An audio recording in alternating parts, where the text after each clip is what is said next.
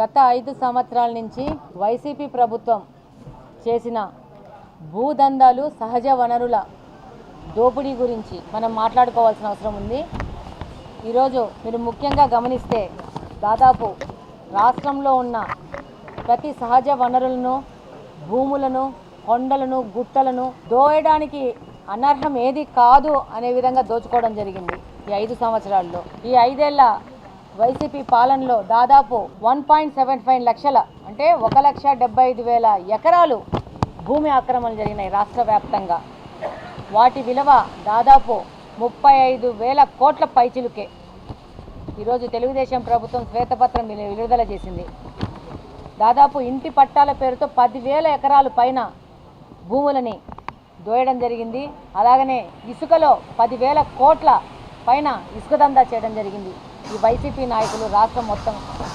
అలాగనే land title act తెచ్చి GO number 512 ద్వారా వీళ్ళు ఆక్రమించుకున్న భూములను లీగలైజ్ చేసుకోవడానికి జీవో తేవడం జరిగింది. ఈ జీవోలో ఉన్న లొసుగులను అడ్డం పెట్టుకొనేసి వీళ్ళు దోచుకున్న భూములను చట్టబద్ధం చేసుకోవడానికి జీవో తేవడం జరిగింది. దాన్ని తెలుగుదేశం ప్రభుత్వం రాగానే మీ అందరికీ తెలుసు జీవో నెంబర్ 512 రద్దు చేయడం కూడా జరిగింది. అలాగనే తెలుగుదేశం ప్రభుత్వము ల్యాండ్ టైటిల్ యాక్ట్ని రద్దు చేస్తూ ల్యాండ్ గ్రాబింగ్ యాక్ట్ తీసుకురావడం జరిగింది.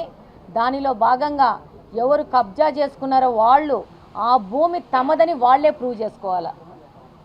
కొత్తగా డాక్యుమెంటేషన్ సృష్టించుకొని ఈ భూమి మాది అని చెప్పేసి ఈ సివిల్ డిస్ప్యూట్లోకి వెళ్తున్న వాళ్ళు ఆ భూమి వాళ్ళదనేసి వాళ్ళే ప్రూవ్ చేసుకునే విధంగా ఇది తీసుకుపోవడం జరుగుతోంది. ల్యాండ్ గ్రాబింగ్ యాక్ట్ తీసుకురావడం జరుగుతోంది తెలుగుదేశం ప్రభుత్వం. అలాగనే హౌసింగ్లో దాదాపు వైసీపీ నేతలే ఎక్కడ హౌసింగ్ కాలనీలు రావాలో వాళ్ళే డిసైడ్ చేసుకున్నారు. అక్కడున్న భూముల్ని రైతుల ద్వారా ముందే వాళ్ళు కొనడం జరిగింది. ఆ భూముల్ని మళ్ళా ప్రభుత్వానికి ఎక్కువ ధరకు అమ్మడం జరిగింది. దాదాపు గెలిచిన 151 మంది వైసీపీ ఎమ్మెల్యేలు ఈ 5 సంవత్సరాలు చేసిన ఒకటే వ్యాపారం ఏదంటే ఈ భూదందా వ్యాపారము. ఇన్సైడ్ ట్రేడింగ్ చేశారు వాళ్ళు కంప్లీట్గా చేసి ప్రభుత్వం యొక్క ధనాన్ని చాలా అధికారికంగా దోచుకున్నారు.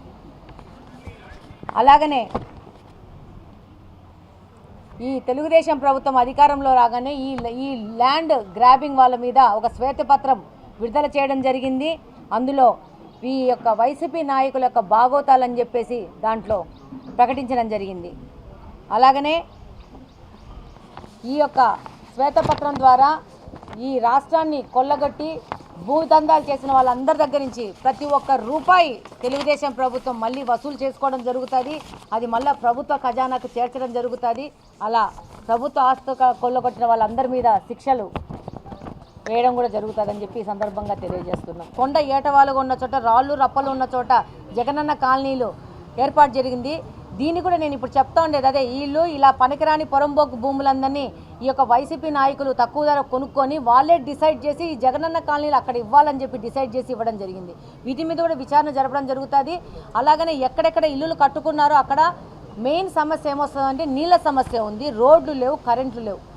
వీటికి కరెంటు, నీళ్లు, రోడ్లు ఇచ్చే విధంగా కూడా ముందుకు పోవడం జరుగుతుంది. దాని మీద కూడా కార్పొరేషన్లో డిస్కషన్ జరిగింది కమిషనర్ గారితో.